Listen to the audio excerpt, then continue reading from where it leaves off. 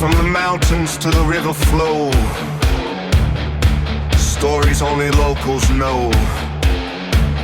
Living local in the Hudson Valley. This is the HVP!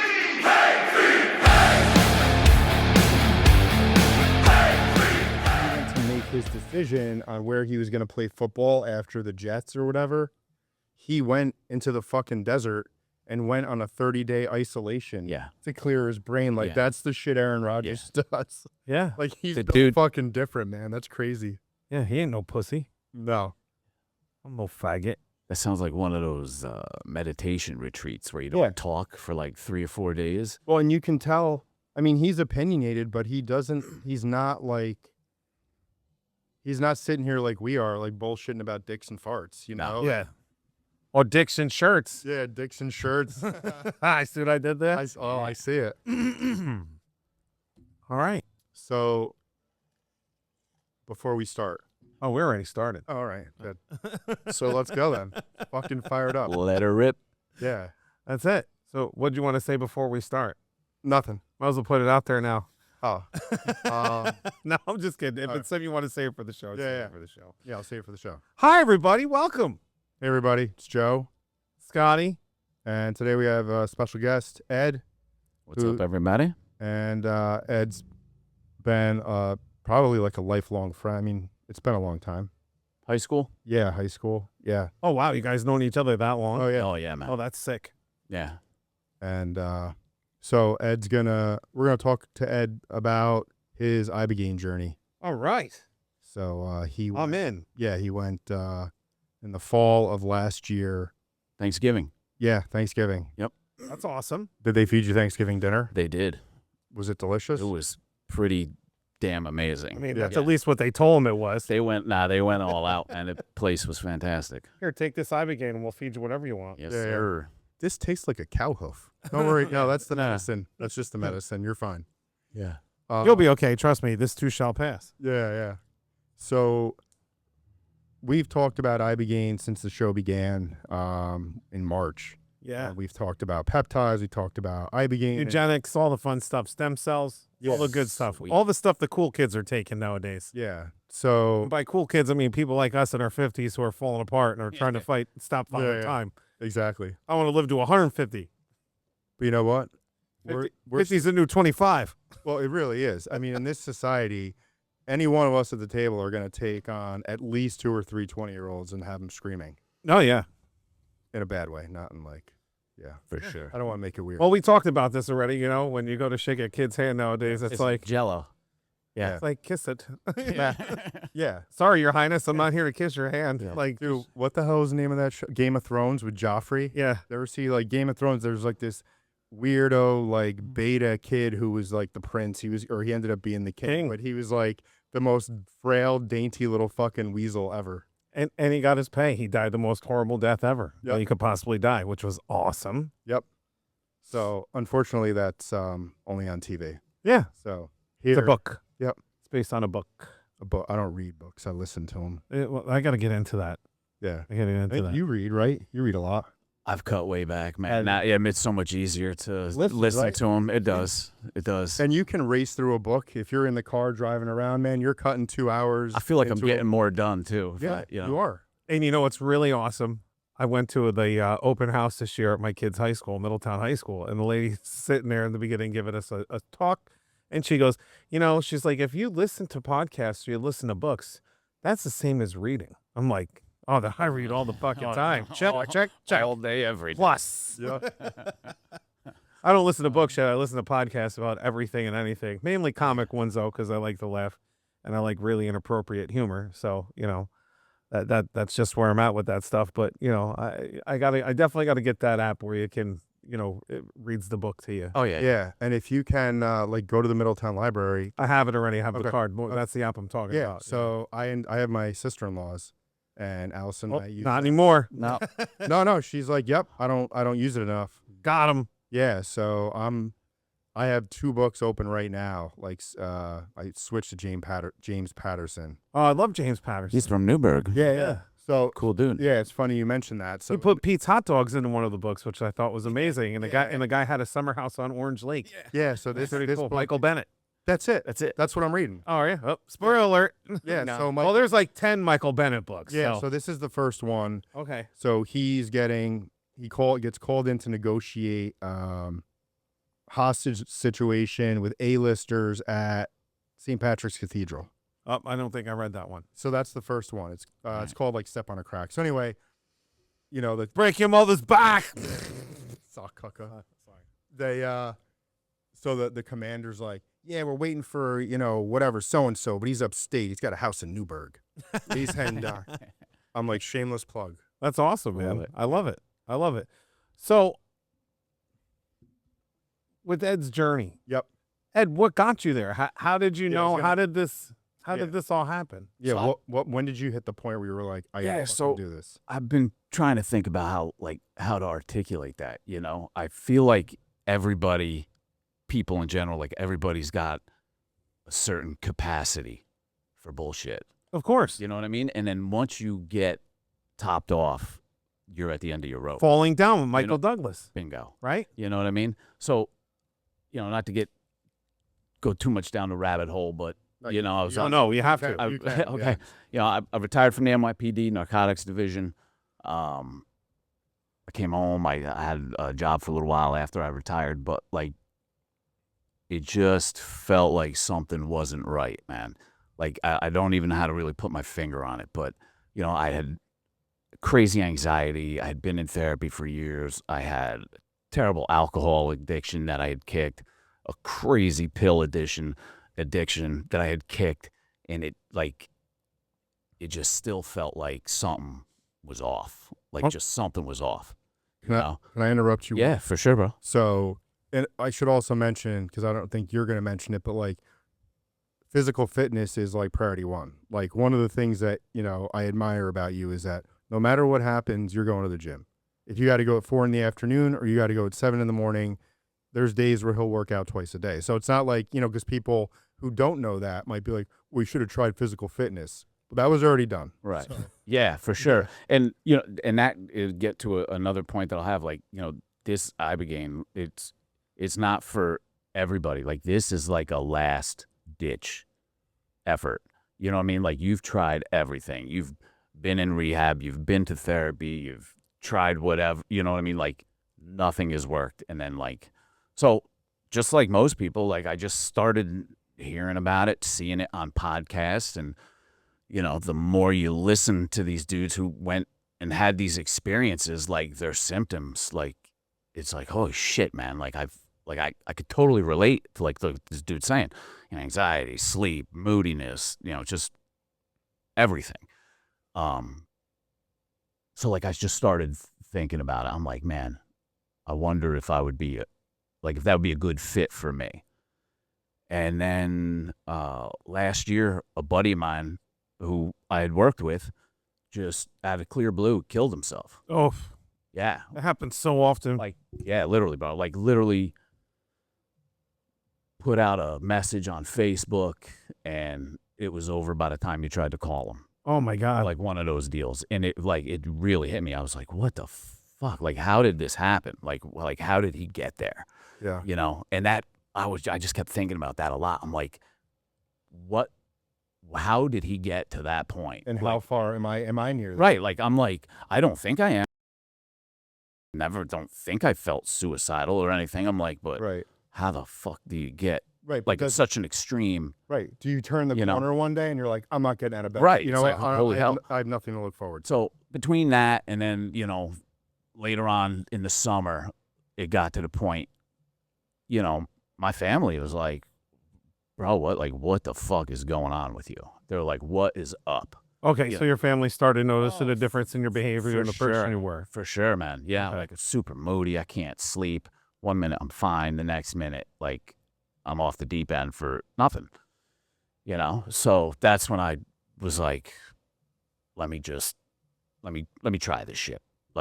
What have I got to lose at this point? Yeah. So that's it. I remember the day. I just pulled up the website for the place I had seen all these other people go to, And I filled out the application, and then next day they called me back. And it's an application process. You know what I mean? Like, this isn't, you know, some people, I'm sure they're like, yeah, this isn't for you. But the thing is, it's become so popular now, it's very difficult to even get in.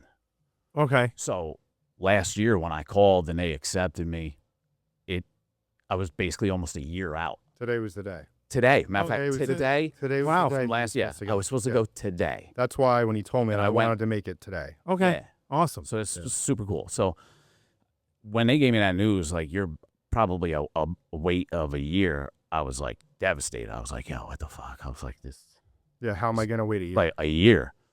And they turned me on to an organization called the 343 Fund.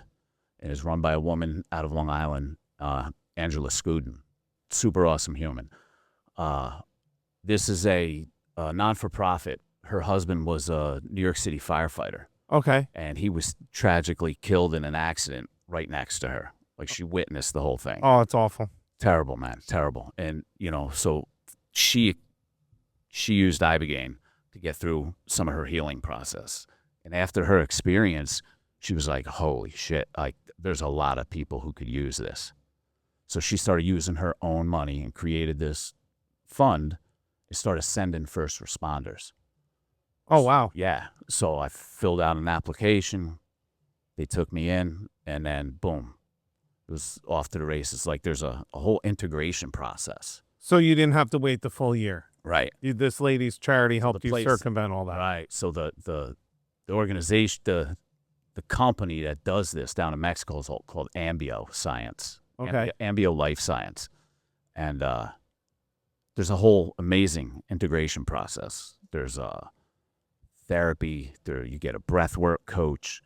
You meet a couple times a week virtually online, and this is all in prep to get you ready to go for this. How long? I was going to say how far out. Yeah. How far out does all that start? So Sorry, you Jim. went, no, that's good. I was going to say something. I was 3 months out, and it started immediately. Okay. Immediately. All right. So you do all that, you get through that, and when it's your time to go, you fly out to San Diego, stay in a hotel in San Diego. Ambio will send a driver and an SUV across the border. They come pick you up in San Diego. They bring you down to this beautiful compound. They put a hood over your head. Yeah. And throw you in the trunk of a fucking Toyota Cresta. It felt like it's sitting at the border, man. It was some Sicario shit, but it was pretty cool. That's awesome. But yeah. Anyway, man, it's like this Ambio Life Science is just the way they do it. It's just top notch, man. There's nothing fly by night or like sketchy about it at all. I mean, it is professional to the T. It's 5-star shit. So they come, they pick you up in San Diego, take you over the border, back down to Tijuana to your house, and you stay in this house with a group of people, about between like 5 and 7 people. And you know all these people before you get down there. Like, you've been meeting them through your integration process. And they also gave you, like, you had your own, like, coach, right? yeah. Or like a tier 1 guy. Like Yeah. Retired tier 1 operator. Yeah. But that was his coach. What?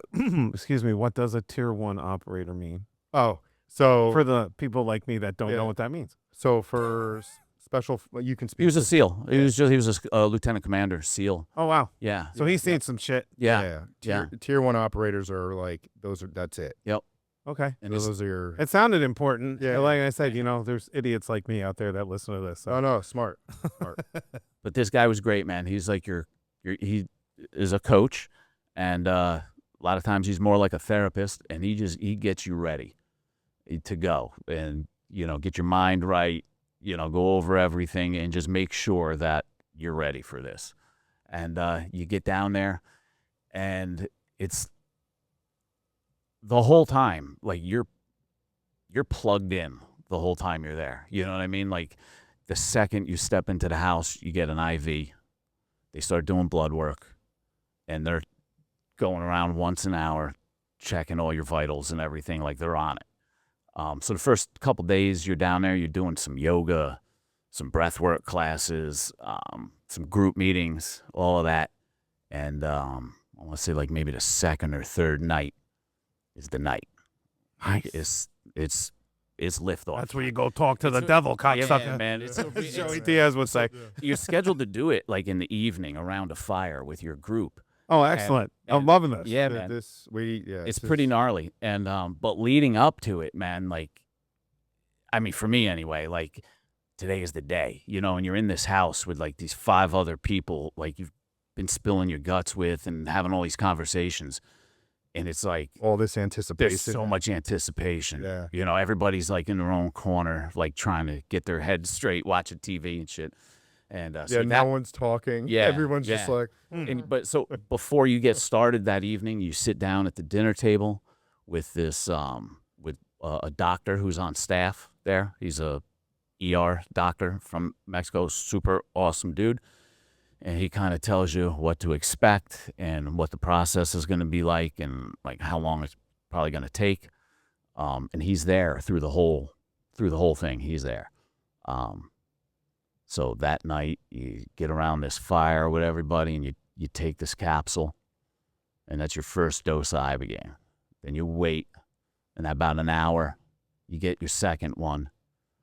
It's somewhere between the second one and the next hour is like when it really, like, it kicks basically. Okay. And You go through the doorway, as I like to say. yeah, man, it kicks in, and you're in this treatment room with another group, with your whole group. You're laying in this room, and when you go in this room, you really feel the gravity of it. Like, everybody's got like their own personal, like, little altar in front of their mattress that they're gonna lay on, and like you've got an EKG at the foot of your bed that you're gonna be connected to the whole time. You know, an IV, and it's like, holy shit, we're gonna do this, man. You know? Yeah, that sounds like some very serious It's shit. It's 100%. happening. Yeah, like, So I'm gonna walk through this wall. No. Yeah. it just like everybody had their doses, and like right around the same time, myself and another person from the house were kind of like, it's coming. Like, I'm going to lay down. It's coming. So just to go back. So you're sitting around the fire, and then each person, as they start to kind of feel it, Yeah. they retreat. Like, Yeah. it's time to go inside. Yeah. Like, So- so you can go lay down anytime, but at a cutoff, everybody has to be laying down, whether you're feeling it or not. And that's like a real important aspect. I'll get into it later, is like feeling it, you know, quote unquote, feeling it. But you lay down, man, and it's liftoff. It's like you put this eye mask on. Oh, wow. Like a legit, real comfortable eye mask. So there's like space between, like, you lose all perception because like there's nothing, like there's space in here, but it's jet black. Like, so your eyelids aren't, you don't know. Yeah. You know what I mean? It's not like a sleep mask. Yeah, it's It's almost like a deprivation Yeah. chamber exactly, type of thing. exactly. Yeah. And then you just go, man, and it's super, super intense. It lasts for a long, long time, anywhere between like 8 and 12 hours. And there's a massive spectrum of what your experience could be like. And going into it, that's part of getting your head around that, is the experience. Because the Ibeagha medicine is going to do what it's going to do Mm-hmm. to your brain and your nervous system. Yeah, your psyche. Yeah, it's going to do what it's going to do no matter what your experience is. And that's like the big thing, is like there's a lot of atypical experiences, but then there's also people who have like no experience. They go to sleep and then they wake up and they're like, I got screwed. Like, it didn't work, or I didn't. And it's like, no, give it some time. Yeah, the You know, and then- euphoria and the hallucinations. After the initial that's a hangover, side effect yeah, of the totally. medicine, but the medicine's going to do There's what a it's going to do. spectrum. You know what I mean? You could have nothing and be like, man, I got gypped, or you could have the worst experience of your life and, like, you know, be. You say the worst experience, but and I do understand what you mean by that with psychedelics and everything like that. But at the same time, you have all these extra people around to help you. Right. So it sounds like it's a very safe environment to do this. Super safe. And that's another good thing, is the experience whatever experience you're having during this, it's not like you're gone, but you're not gone. Like you're gone, but you know where you are and what's going on. Okay. Like literally, if you're having some experiences like you just can't deal with or don't just I can't do this, you just lift your mask up and you're right back in the room, man. Okay. That's you know good. what I mean? Like, but the second back on, It picks right up right where you were. Okay. Yeah. Yeah. And you're never, like, at some point during this, you're going to have to, a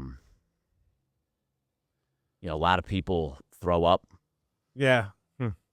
You know, a lot of people, well, not a lot, but some people have to poop. So you can do all that. You know what I mean? Like, you feel it. Yeah. You raise your hand, a nurse will help you get up, and you walk it, but you're like ataxic. You know what I mean? Like your muscles aren't working right. Yeah. So you're like, Your motor skills are off. Oh. Everything's a mess. You're a mess. yeah, you're a mess. Yeah. But they'll get you to the bathroom so you can do whatever you got to do. But it's not easy. You know, Yeah. it's not easy. It's funny you say that because I had a customer of mine come in, and he went up to an ayahuasca lodge Oh, okay. in Maine this summer, and him and I were talking about it before he went, and he was like, "Is that something you would ever try?" I said, "I think I'd like to try it, like in a safe environment." He's like, "Well, that's what I'm paying for to do this that weekend." So, and he said the same thing. He's like, he's like, we all were in like a giant conference room. Everybody had their own area. Yeah. With like a altar, like you described, to put your things on that you wanted to keep with you, but. He said that was it. He's like, everybody was like pissing and shitting and throwing up everywhere. Yeah. He said, but like the same thing, you raise your hand, they take you to the bathroom. But he was like, he's like, I swear to God, the guy had to wipe my ass. He's like, that's how out of it I was. And I had no control of myself. Well, and that's the thing, but they know that ahead of time, and they're. So his thing was, he said he felt like he was a lion. And when he was looking at his hands, he had paws. He didn't have hands. So he couldn't figure out how to wipe his ass. Yeah. So. Hey, can you help me? I don't want to. Sounds about right. Yeah, I don't want to scratch my ass with this claw. There were times though with this, man, with the mask on, I'd lay there, and then I'd put my arms up like this, and I could see them, like I could totally see them. That's awesome. They were right, like that mask wasn't even there. Like I could totally see them. That's cool. You know, you were moving through the vibrations. Super, yeah, it was super wild. Now, what was so? And we've talked about this, but like describe liftoff or describe what your experience was, if you don't mind. Just and you don't have to get like so like too that's deep into like it? the hard part is like articulating it, because it's like a spatial. It's so hard to articulate. the way- like so, I'll give you my version of how mine was, but I have a little something here written down. I could read to you guys. Okay. That one of my guys from this group that I went with, he gave me this, and the way you described it to me was like you were in space. yeah. And you're literally just floating in Gone. space, and things something pops up. Yeah. Maybe some of the stuff you had unresolved.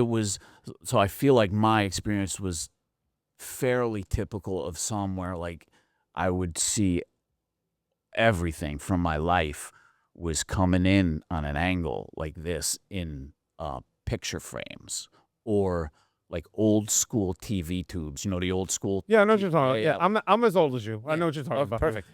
Yeah. So like it was like an old school TV tubes. And the wild thing with Ibeagha is it's extremely interactive. Excuse me 1 second. Alexa, stop. She kicked on at some point. I Sorry. didn't even realize I that. didn't even notice. That's good. That means it's not coming through the microphones, but it's driving me nuts. Okay. So go ahead, continue. So TV screens popping in and out. Yeah. So it was Interactive. it's very interactive Ibeagha. So like if you see something or you don't understand, or you're like, what is going on here? Ask it, talk to it. Yeah. Fuck. And it will clear shit up for you. Well, that's what the question I wanted to Unbelievable. ask you, because a lot of people, a lot of war veterans and stuff like that are going and taking this, obviously, because of the PTSD, and they say that like in a lot of their experiences, it helped them relive the moment that was causing them to have this hurt and causing the things to be wrong inside them, and they were able to relive that moment and fix that moment, which help fix them, help heal them, and get rid of their problem. Did you experience anything like that, or? I did, and it's from what I from the people at Ambio that I spoke with after, like, because you go through these deep debriefings and shit. Literally, It's like the military. totally, man. Yeah, like they want to know everything. Look right here at this pen. Okay, thank you. Yeah. Yeah. And Has to be plugged in. Oh yeah, I'll get it. you get it. Yeah, All right, go ahead. I'm sorry. these a lot of times is what happens is guys or gals or whoever will have all these experiences in their life, no matter what however traumatic they may be or whatever, and they think that this is what's causing them grief in their life, and then they go and have this ibogaine, and they find out it don't have nothing to do with that.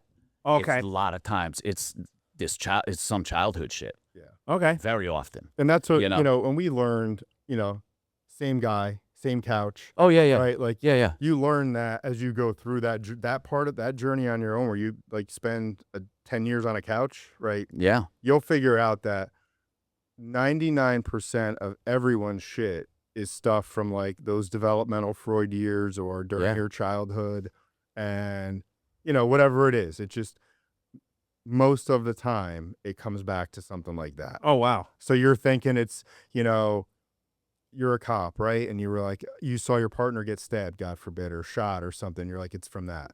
No, that might be another trigger, but something that happened to you. That might have topped off your cup for bullshit, but right.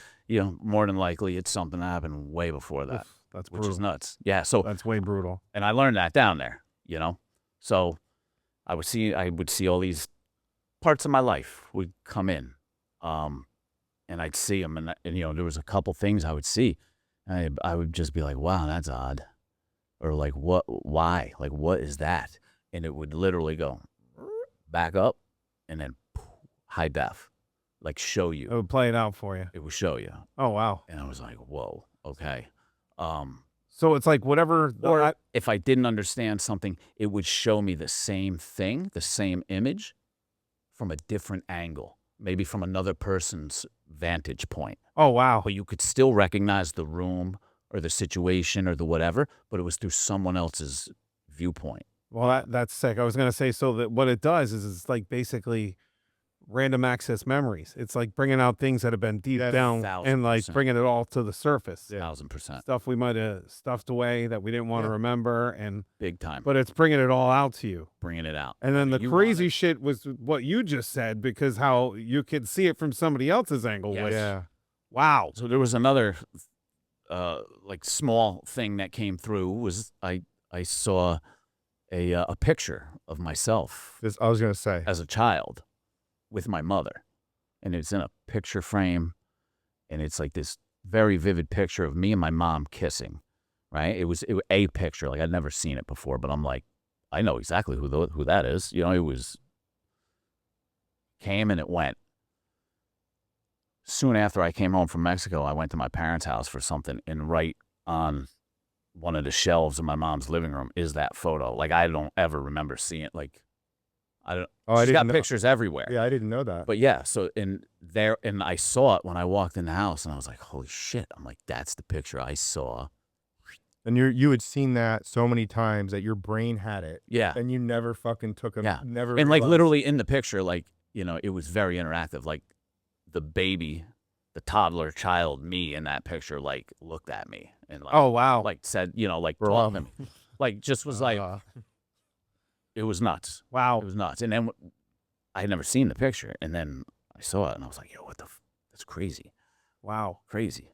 But that's, again, that was my experience, but then there's some people who they don't have much of an experience, or like their experience could be like terrifying. I could see that. Terrifying. Well, when we go back to, if you're talking about somebody who has a lot of like really, really serious trauma, Yeah. they're not going, like those pictures are not going to be Yeah. fun pictures to go back and visit, especially if, your brain to So I'm protect you. Sure, she probably wouldn't mind me sharing this, but there was a young woman in our group, awesome woman, incredible story. She had a lot of traumatic shit go on in her life, and we were all going through the program together. And at one point, very early on in the treatment, she was having a very difficult time.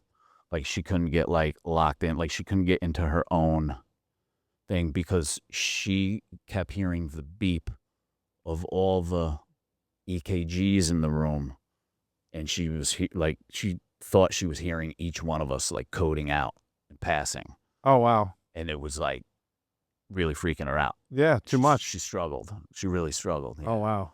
You know, and that was just a hump. You know, she got over that and then onto her whatever journey. next. Yeah. Wow. Yeah. So that goes on for a long time, man. There's a lot of stuff that goes on. Very common is auditory hallucinations. You'll hear conversations and there's nobody even there. Like, you know, like I'll hear people have a conversation and I'll lift my mask and there's nobody even there. You know, like. I think psychedelics kind of have that effect. Oh, yeah. Because, like, I can remember, like, that's what I was going to say. I can remember coming home from, like, you know, the Limelight, pulling an all-nighter, and we couldn't go home. Yeah. And we'd go walk around the mall with the mall walkers to try to detox. And then we'd get there, and halfway around the mall, we realized, oh, my God, this is crazy. I can hear the old lady talking by G. Fox. Yeah. And I'm down here at Filene's basement. Yep. This is insane. You can hear everything. Yep. Yeah, I was listening to a Stone Temple Pilots song, and I knew the song, right? And it was the song from. They did a soundtrack for the movie The Crow. Yes, Crow. Yeah. It was the new song from the Crow soundtrack. Yeah. And it was like Waylon was having like a conversation. It wasn't even the words. The music was like slowed down, and it was like he was just rambling about nothing. And I remember I was like, I was by myself, and that's when I ran out. I was like, I need some help. Buddy, I need a buddy. Speaking of music, man. I need a buddy.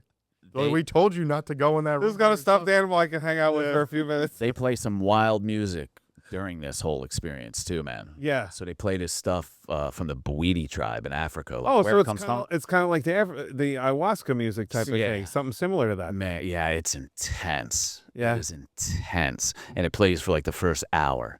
And then after that, it goes into like pop music. Shit you would hear like during yoga or like in a spa or Grateful something. Dead, man. You like a lot of pan fluty shit, you know, that kind of stuff. Yeah. But for me, the funny thing is, like, I felt like I heard the same song the whole time for like 10 or 12 hours, but it was different each time. Like different people were doing covers of it or some shit, but and they were like, nah, bro, they were like, it was all different music. Playlist. There was probably like 400 songs that played. Yeah. I was like, I heard this same fucking one the whole time, man. You know? Yeah. What are you talking about? You and me, and baby, ain't nothing but mammals. Yeah. And then, you know, you're on this ride, man. And there's a lot of ups and downs. And did it ever make you anxious? No. Oh, yeah. Yeah. Well, again, man, there's so much to this, man. Yeah. Huge. And that's where, like, having this breathwork coach that was provided by done all the prep. The 3-4-3. Yeah. That was like key, was the breath work, man. Like without the breath work and these breathing exercises, man. You came apart. Yeah. That's crazy. You're on this ride that there's no getting off. So no matter what's going on, you passed my stop. My stop was yeah. there. Nope. Okay, I'm ready to be done now, sir. Yeah, and you're 20 minutes into a 12-hour yeah. You know. Oh, wow. Yeah. So you know, and the breathing, man, it's key. Like it brings you back. Like, you know, when you just feel like, oh my God, what's going on or whatever, you start doing some of this breath work and it brings you right back. Well, and I have to think at some point, and I'm like, I'd be the worst at this, but at some point you have to kind of just surrender. You have to get yourself programmed. That's whole part of the integration, brother. Like, yeah, you got to get yourself to and you, surrender to the fact that this is out of your control and it's going to help you. And do not have any expectations. If you go into it thinking you're going to have all these wild visions and this and that and whatever, there's a high possibility of being for rude awakening, man. Like 0 expectations. you know, you get what you get. That's kind of the way me and my coach, well, I was like, let's, you know, I was adamant. Whatever it is, it is. I'm not going to be bummed if I don't have like this wild, intense psychedelic. You know what I mean? Like, because at the end of the day, like it's still, the Ibogaine is still doing what it's going to do. Hopefully it's going to heal you. Yeah. I had there was a guy with us in the program, suffered terribly, alcoholism. Like he was really struggling. Awesome guy, man. He's a sheriff down in Florida. He's doing great since. Another guy was having issues with, I don't know if you guys are familiar with that shit, Kratom. Yeah. You guys, yeah. I've seen it. Yeah. Man, this guy, man, he went through it. He went through it, man. He's a cop out in California. Super, super cool dude. And, you know, detoxing off this shit was a horror show. Because Ibogaine, you got to be clean. Like marijuana's, I think that's the only thing they said you can have in your system going into this. Anything else. Like, so like if you're on psych meds or anything, you got to come off the benzos, come off the whatever. And that's rough, man. Yeah. It's rough. It's going to be terrible. It's rough. So, is it, from your experience, was it just the pictures moving through or the TV sets moving through? Or did you get like, you know, your standard like psychedelic hippie visuals that you get, like, you know, like all the crazy designs and geometry and things falling into one another? How about the mantis people? Did you get like the mantis people or any jesters or anything like that? I saw a Bawidi tribesman, whatever. Okay. Like a little African dude with a drum just walked right past me, like right in front of me. And then that was it. Like he didn't say shit. He didn't like he just, and then he was gone. Oh, wow. There were other guys in my group who had those same interactions with those same Bawidi tribe guys. And it was like intense. Like they interacted. Oh, wow. Like, yeah. That's crazy. Yeah. That's insane. Wild.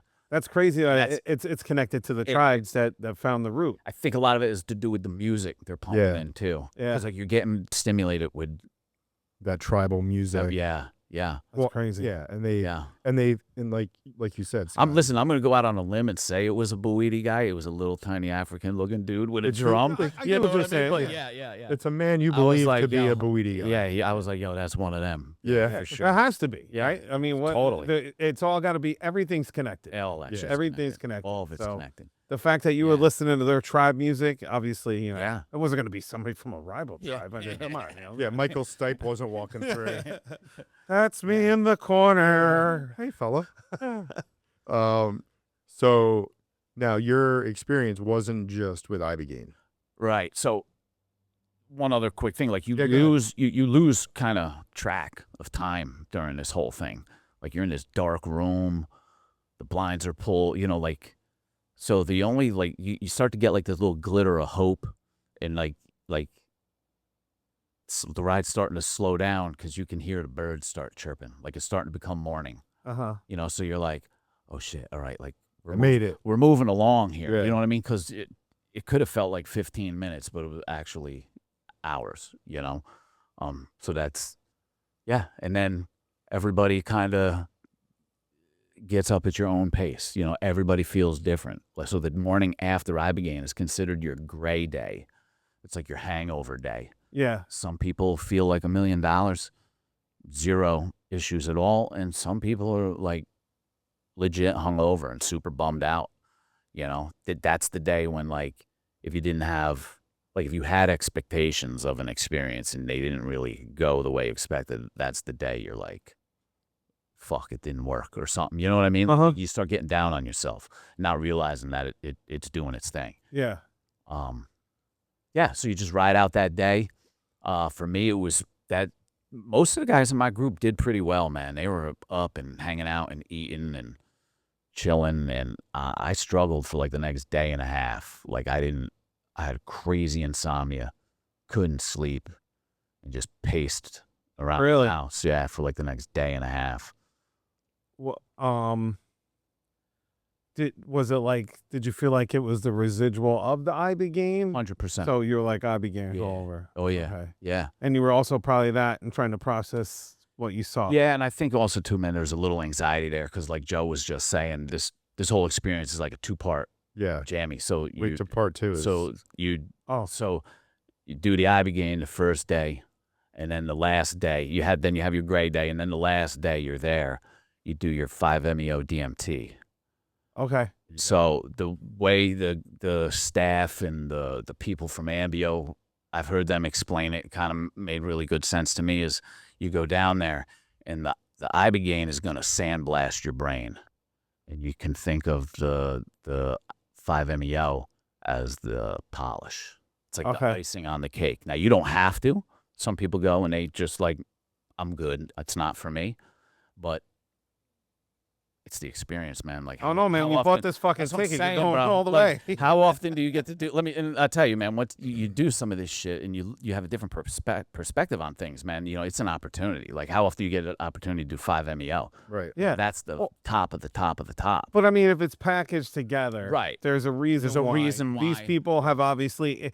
These people aren't drug dealers. No. They obviously understand the science behind it, and there's a reason why it's all packaged. And these are doctors, together. man. You know, they have Exactly. Well, doctors that's on the what I was gonna say. staff. They've participated in Hartford studies and everything. Like they got their shit together. Like there's a reason for it. So what does 5-MeO mean? What does that mean? It's the chemical molecule compound. I don't Of even that, know what DMT is, So or is it something with the DMT?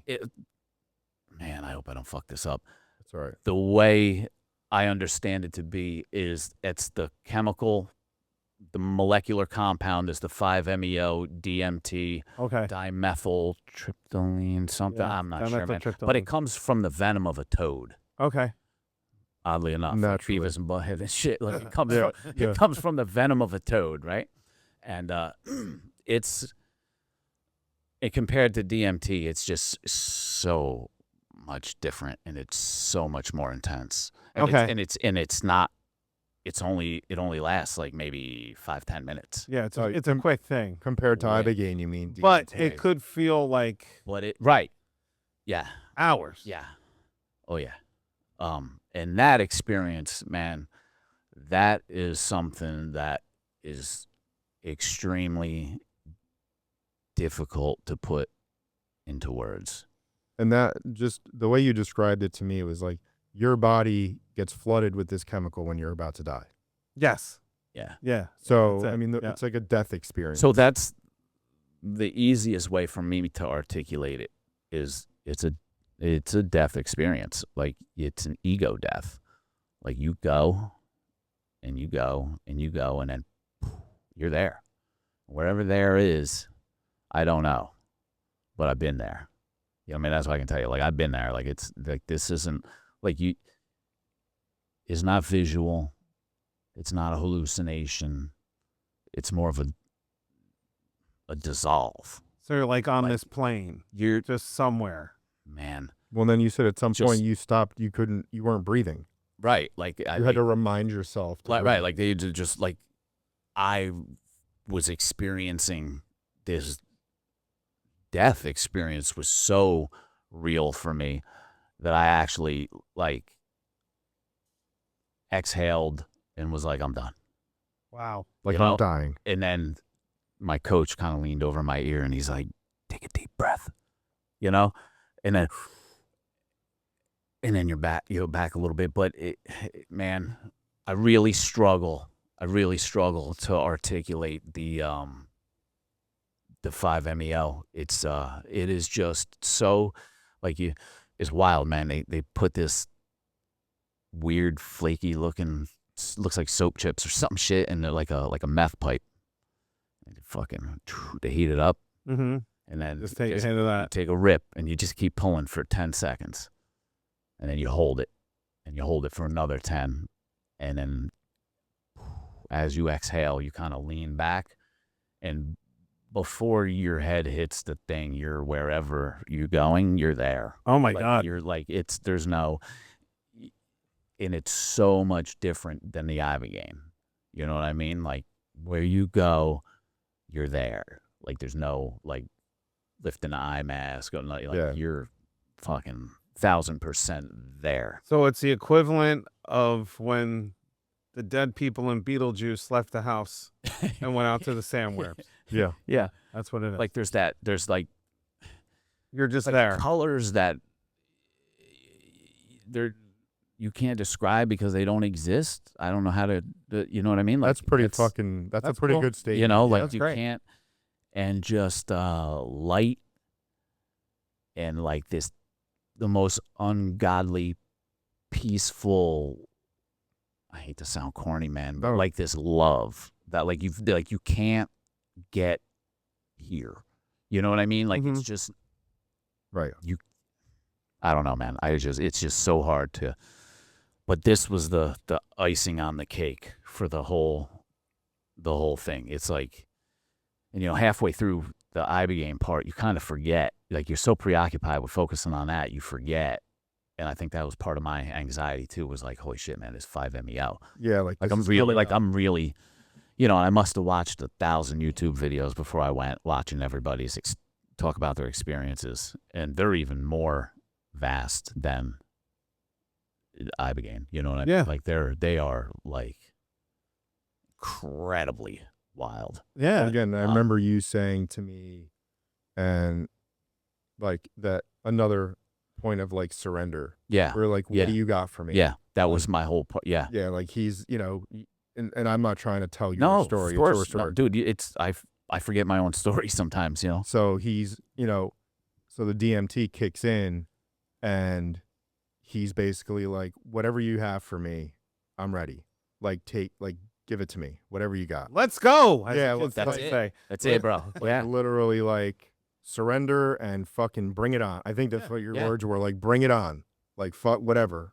Yeah. And it just sounds like such a powerful experience. Yeah. And then coming out of it, what really, really stuck, and I think like had like, it was a big part of the 5-MeO part, was like, now like for me anyway, it's like, now I know. You know what I mean? Like I'm not particularly scared to die Okay. anymore. You know what I mean? Like it's always this thing in the back of my mind, like, friends constantly getting sick and this and that, whatever. Like I'm always like, fuck, like when's my ticket going to be punched? Like this is it. And now I feel like when I came out of DMT, I was genuinely like angry with myself. Like I was like, you fucking idiot. Like you wasted all that energy worrying About and that. this is where this is it. Like you just saw it, man. Like it's unbelievable. Yeah, you were like, worried there's- about dying. yeah, and like, this there's is- nothing to dying worry is about now. beautiful, Yeah. Oh wow. There's like that part gone. Like you've seen it. You've been there. So you were in heaven. You were there. Like Yeah. wherever that is. Whatever that is. But like Maybe Buddha's heaven. Yeah. wherever, man. There was no virgins there, so But it it wasn't was Muslim. yeah, no, definitely not. Yeah. But it was that was a big part of like when like coming out of it was like this, like, I don't want to say disgust, but like pissed at myself. Like, dude, you wasted so much time and energy worrying about this shit, and look, you just saw it. You were there. You're fine. You went and came back, bro. It's amazing. Like, don't even sweat it. I have that feeling about everything every day. Yeah.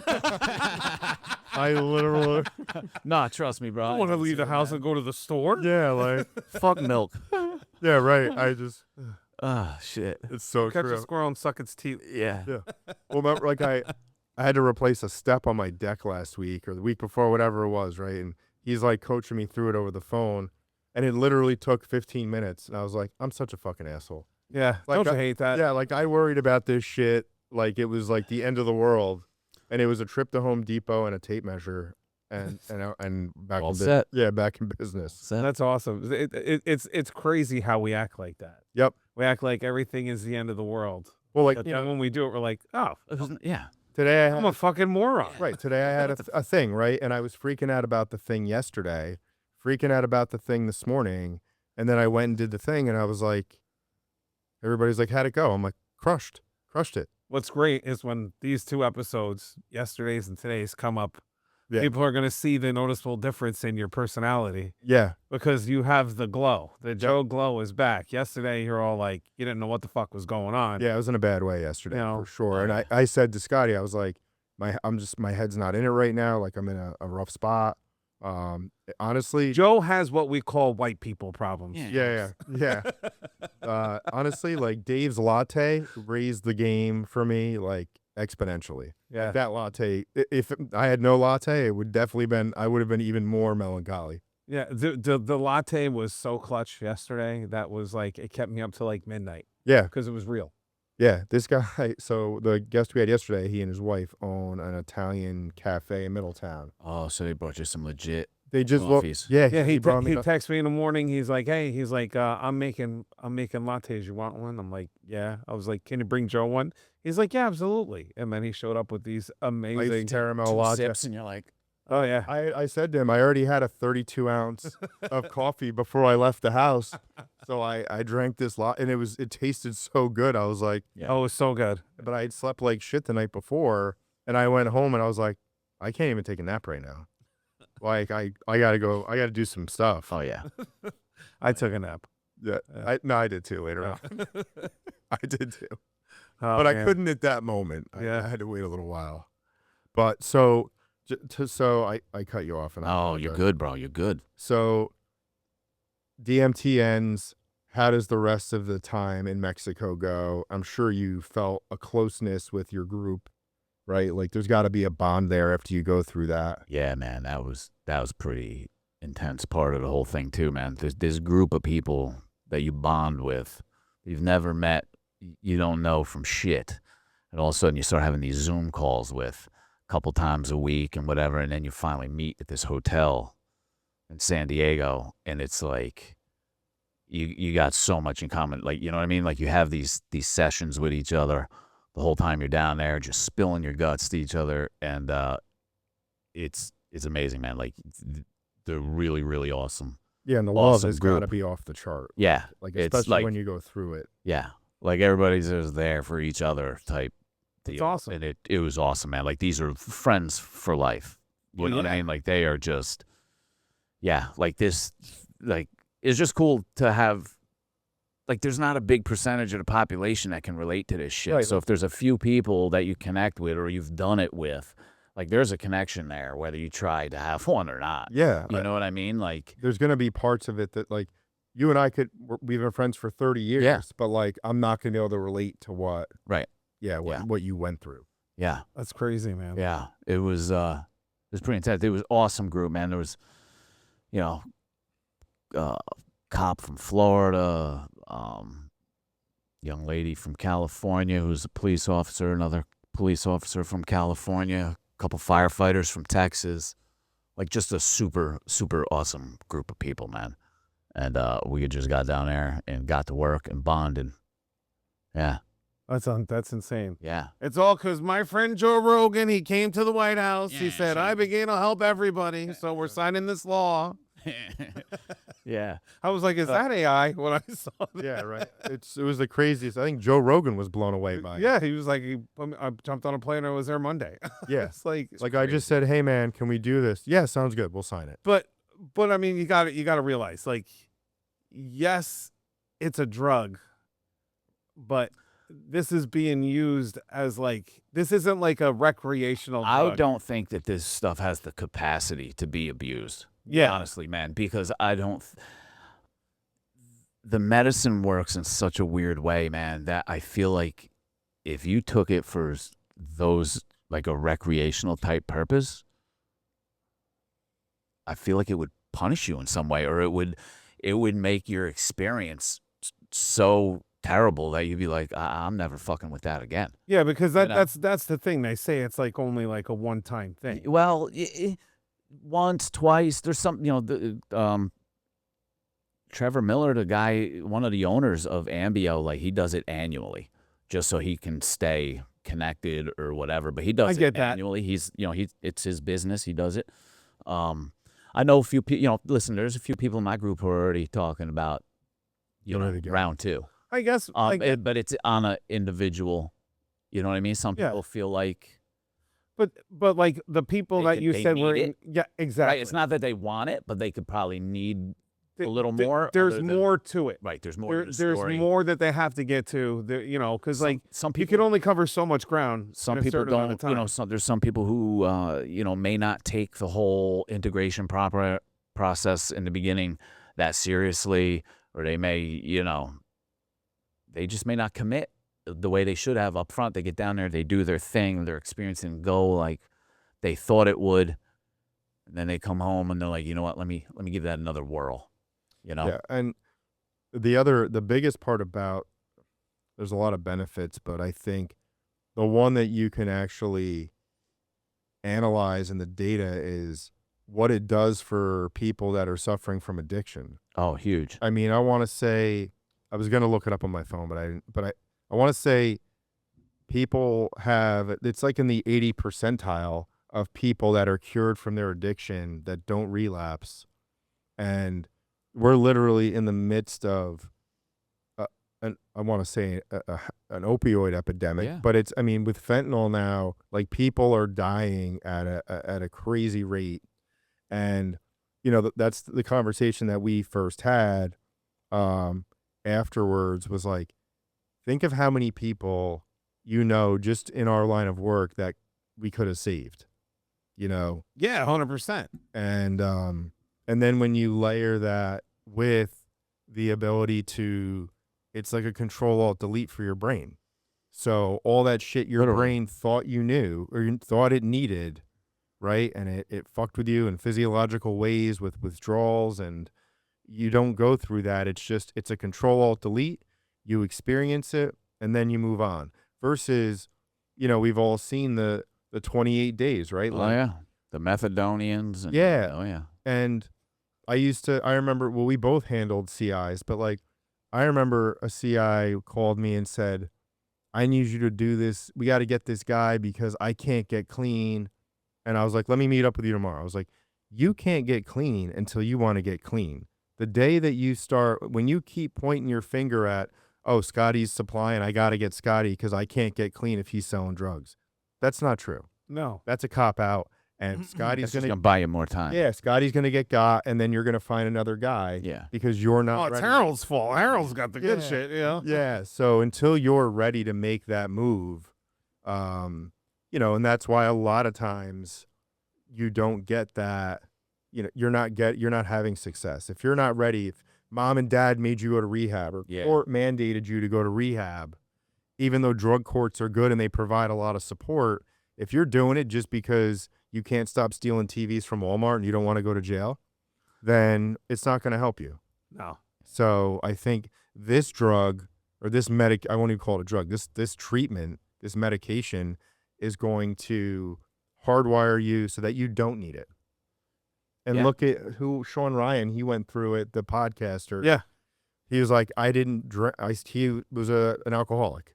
So he stopped drinking, and then he didn't eat. He cut out sugars for like a year. Yeah. Oh, wow. Yeah, cut out. Amazing. He's like, I didn't want to. He's like, I just didn't crave sugar anymore, and I didn't want it. They say that it does something with the neurology in your brain where it makes it easier to make the right decisions, like the decisions you know you should be making and the things you should be doing. For whatever reason you're not, that reason gets Front and center. So it kind of like Cool. hardwires your brain to do I the right tried thing. to so I was trying to explain to my wife, it you know, there was points where I felt like it was almost like a defrag, like I could almost feel like Tetris, like shit was moving and like doing that type of thing, you know. And then like when something was where it needed to be or something was rearranged, or you would feel a little Click. like a little click That's go awesome. into place, you know. And I literally thought I could, well, you know, I don't know if I did or not, but like to me, my perception was like I could feel my brain moving. I could feel it moving. Like whatever it was awesome. Can you doing, it imagine? was moving. I love it. Yeah, And I- man. I'm all in on this. You know how I feel. Yes. I'm a big believer in microdosing and Yeah, how yeah. that helps. And I don't know if you saw this. This was just recently in the news. Some old lady had dementia, and somebody gave her like 8 grams of mushrooms. Yeah, the and hero dose. and she has no dementia anymore. Yeah. No She's been shit. healed because like with the mushrooms, what they do, And even from the microdose, you get this. They help rewire neural pathways in your brain that have been shut down. Like, like I'm sure you're noticing it now. You're 50. There's things that you're like, fuck, why can't I remember what that was? Yes. When it was something that maybe 5 years ago was always on top of your head. Yes. Now all of a sudden you're I just was like, getting that all what? the time. Yeah. Yeah, I was having that all the time. You're having that all the I time? was, yeah. Like I'd be driving, and I just before the treatment. yeah, prior to treatment, I would get that like once a week. I'd be driving somewhere and just be like, What am I doing? Where the fuck am I going? And I'd be like, all right, just breathe. You'll remember. And then I'll pass something and be like, oh, all right, I'm on my way wherever, But yeah, I like it would just. You were going in wormholes. Yeah, just. You didn't know where you're doing. Yeah, I was just on my way. It happens to me once every couple of weeks, something that's normal, of course, like zipping your fly, right? Like, yeah. I remember I went to the ATM and I couldn't remember my PIN. There you go. Couldn't remember my PIN. And then, like you said, got to breathe. Well, there was no breathing. I like full-fledged fucking, yeah. You start having mental breakdown. Yeah, like I fucking left and then. On a pin dip. Yeah. And then 2 minutes later, I'm like, I went back to work and I was like, what the fuck is my PIN? And it took me 3 days. 3 days. 3 days to remember my PIN because it was the minute I stopped thinking about it. When I stopped thinking about it, that's when yeah. The place that I went to down in Mexico, Ambio, they actually have a special protocol. So they have a bunch of different protocols. Like when you interview with them and you tell them what your symptoms are and like what's been going on in your life, they kind of decide which protocol you're going to fall into. And they have a specific one that's like just for MS and Alzheimer's and dementia patients. No shit. And if you're ambulatory enough to get down there and spend some time, it's like a totally different protocol. So like mine was like a 5-day program. This one is, I want to say, like maybe 10 or 12 days. Wow. And then you microdose over that time, and they track everything. They do whatever they're doing, and if I'm not mistaken, somehow, some way, you actually get some to bring home or something like that. Like you get it prescribed or something, and yeah. So then you're microdosing Ibeagha at that point. Oh wow. Yeah. And like Alzheimer's, dementia, like MS, those are things that are happening now at like an extraordinary rate. Like huge. Yeah. So it's measurable, man. Yeah, it really is. And obviously we can go down a rabbit hole on that, food preservatives and like all the chemicals that we're taking that are in the air, that are in our food. But yeah, so now you have a medication that can help repair that. Yeah. And the mushrooms. Not exactly a cure, but like it's tangible, man. Like there's results. You could see it on MRIs. You can log it. You can document it. Like, and it's not everybody, but if you're in that position, man, and you're desperate for help, what the fuck do you have to lose? You have nothing to lose. Why go take a BS drug made by a drug company to make money? Exactly. Right. When, it's whose side effects are going to do more damage than the neurological disease that you have. And you don't know how, with most of these medicines, you always hear this when the doctor puts you on something new.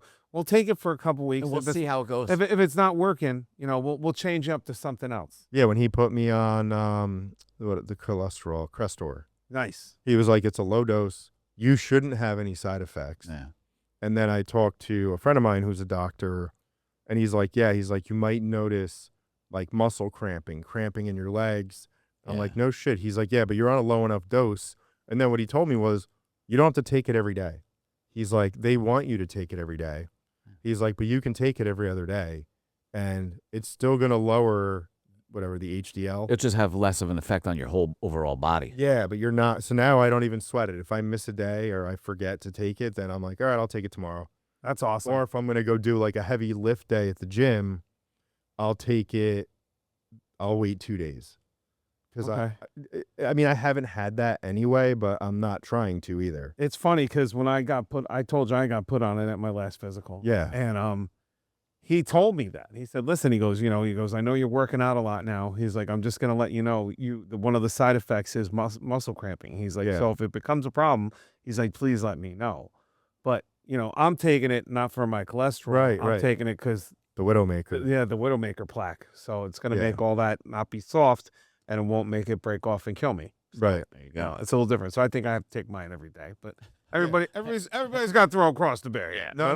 And look, and if my situation was your situation, I've been walking around with like bad cholesterol for so long at this point that I just figure, you know, And bad by what standard too? You know what I mean? Like we've been told our whole life that if it's not under 200, you're gonna die or some shit. And well, that's why like my friend Danny, who, you know, I can show him my labs and he's like, look, don't sweat it. yeah, we all know how I like to like get on the ledge. So I fucking live on the ledge. But well, like I was taking, you know, creatine has so many positive benefits right now.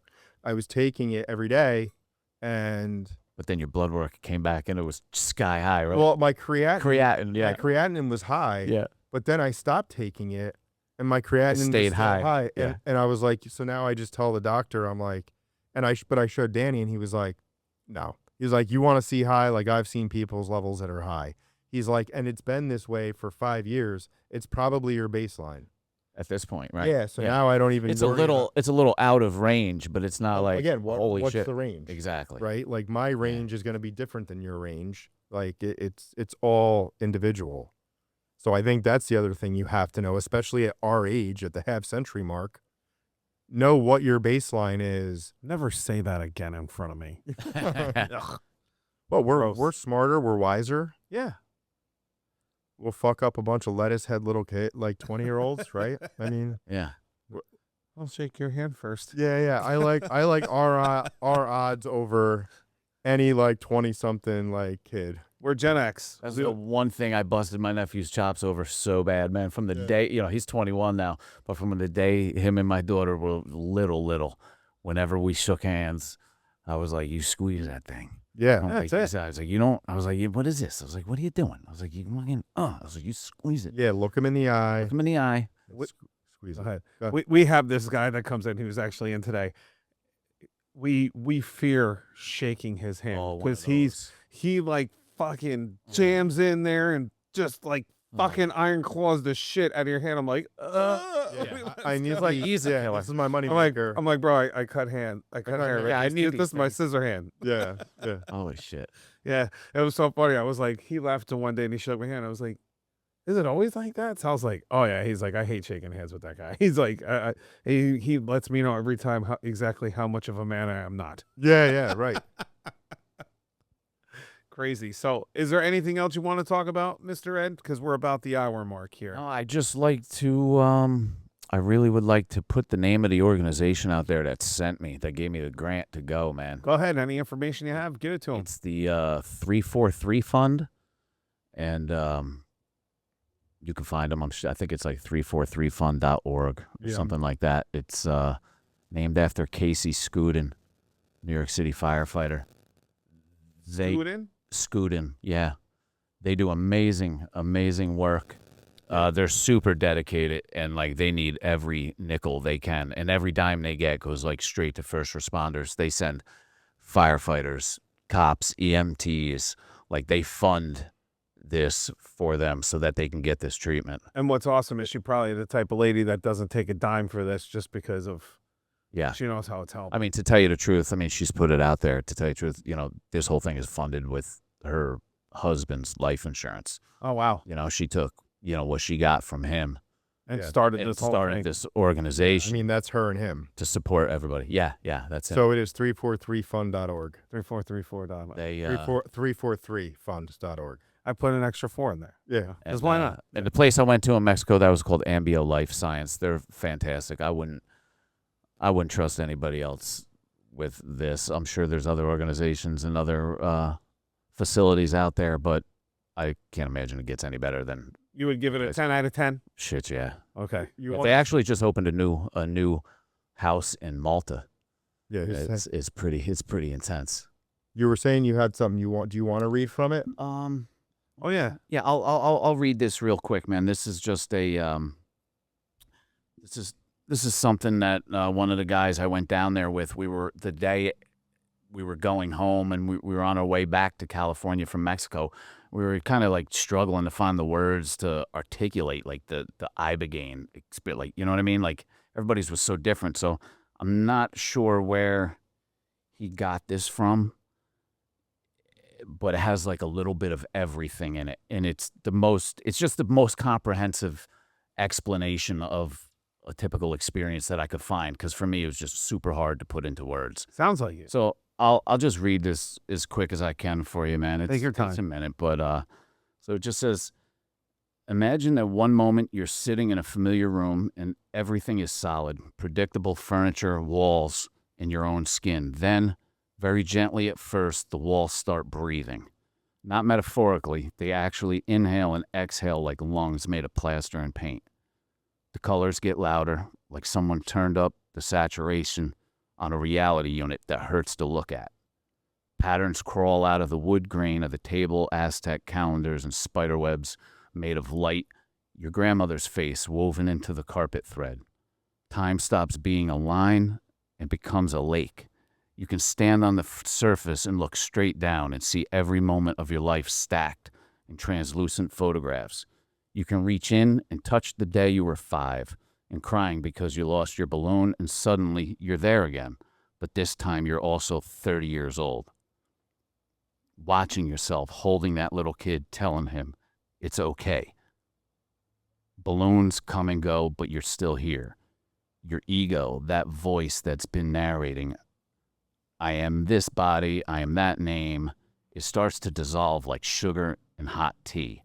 For a little while, there's sheer terror, but then something catches you. Call it God, the universe, pure consciousness, your own deepest self, whatever word doesn't ruin it. And it loves you so hard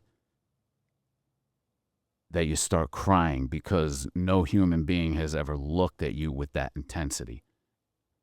Everything is made of the same stuff. The lamp is your mother, is the song playing, is the feeling is in your chest, is the galaxy turning overhead. Separation was the hallucination all along.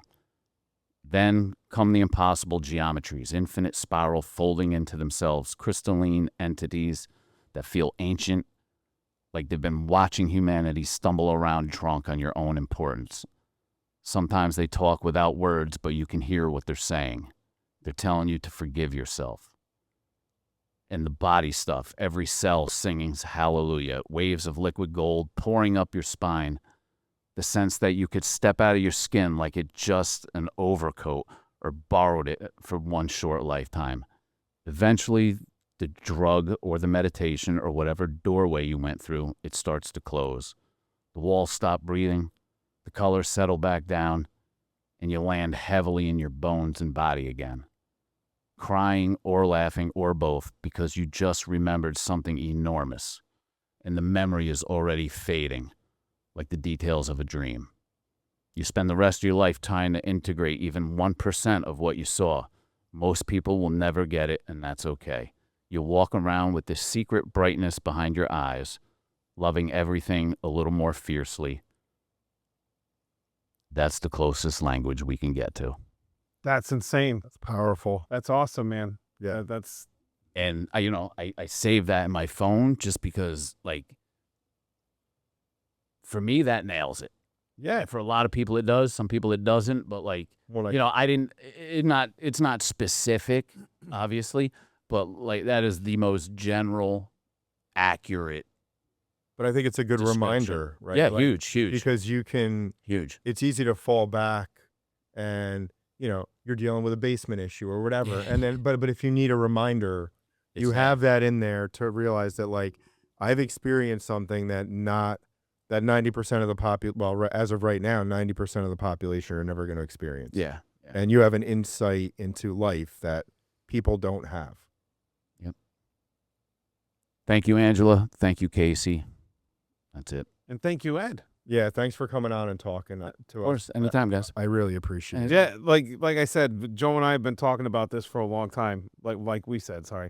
And it's just, you hear about people talking about it on podcasts and stuff like that, but to actually get to sit down, to feel it, to see what he said, and then that letter or whatever it was, poem or whatever you want to call it, give you the synopsis, like I get it. Yes. Like, you know, Yes. I It's a lot easier to digest when it's somebody that I've known forever that's sitting across from you at a table.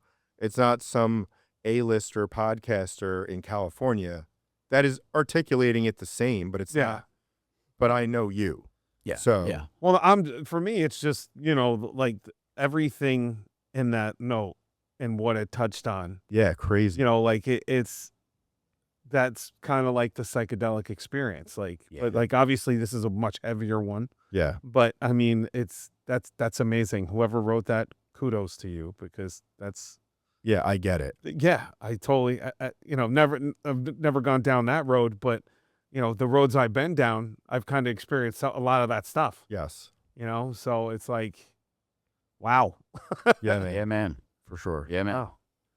Ed, I salute you, bro. Thanks, homie. Yeah. Appreciate it. You got an incredible story, man. Appreciate you, man. And thanks again to the 343fund.org and Yes. Ambio Life Science in Mexico, right? That's Yeah, what they they're in went- Tijuana. Tijuana. TJ, as the kids say. Yeah, TJ. Good old TJ. Yeah. So, dude, that's all. Yeah. I'm like blown away. Yeah, this is probably one of the most like powerful conversations we've had. Yeah, I think so. Yeah, no, for I'm sure. I'm not sure everybody will think so, because they'll be like, oh, it's a drug, blah, blah, blah. Yeah, right. No, you know, those are just ignorant people. But I mean, you know, but like I said, with everything you're seeing in today's news and you're hearing on these podcasts, like there is some sort of healing factor within these psychedelics. Yes. And I don't know, that one episode I told you to listen to, Zach Bush, Dr. Yes. Zach Bush, he touches on that, like, because, you know, him and Joe. Oh, yeah. Yeah, haven't he's on Rogan a week or two ago. Zach Bush, listen to that episode. This guy touches on like how there was all these ancient civilizations, and like he believes that they were more connected to the earth and everything, and psychedelics is what gets you there. Like, you know, they talk about like the old Greek philosophers. They used to sit around and drink argot in the wine, which Right. would make them kind of like trip out. Oh, yeah. You know, yeah. so. And these are some of the most wildest thinkers in all of time with the stuff that they were able to come up with. Right. Now, do they come up with that without that? Right. Probably not. Probably No. not. There's been a lot of people Probably who not. didn't participate No, and never came up with it. because if you've ever done like any type of psychedelic, it allows you to think. There's that wall, right? That Yeah. rational wall that you're at all day, every day in normal life. But a psychedelic will either break that wall down, or at least it'll be a doorway where you can go through and be like, oh, okay.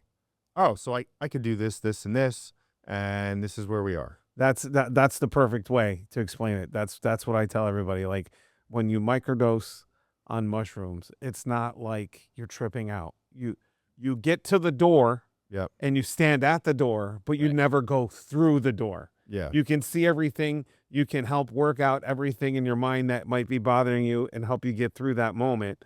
But you never go through that full door and go full on. Right. Yeah. So She's sharp. yeah, it's just it's a happy medium. I Oh, yeah. feel like so. Yeah.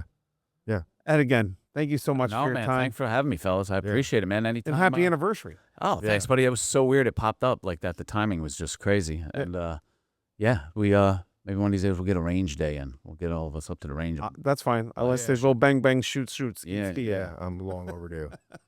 Me too. I haven't fired a gun since I was with you last. I think. It's Oh been that God, long. really? Yeah. That was I dropped out of the that range was and years ago. yeah, I dropped out of the range and I haven't been. So that's a lie. I did shoot once at my father-in-law's house. He did let me shoot up there. So again, if you want to be on the podcast, like Mr. Ed here has been on the podcast and given us so much today, which I'm very thankful for, it's real easy. Just get in touch with Joe or myself. You can get me through Gmail, hvp.scotty@gmail. And hvp.joey@gmail.com, and socials are _HVP. That's YouTube and Instagram. And if you like the show and you think that there's something out there that, you know, we need to connect with, you can also email us that. Like, let us know, like, hey, I don't know much about this, but you should talk to so-and-so. Like, just give us the information. Yeah, We'll do the reach out. You yeah. can put people's, you know, you can hand off things that stimulate you and have, you know, and we'll take the ball and run with it and we'll get them on the show. Yeah, Like, we don't. It's just It that doesn't, easy. doesn't mean you have to be a guest, but if you have content that you want us to cover,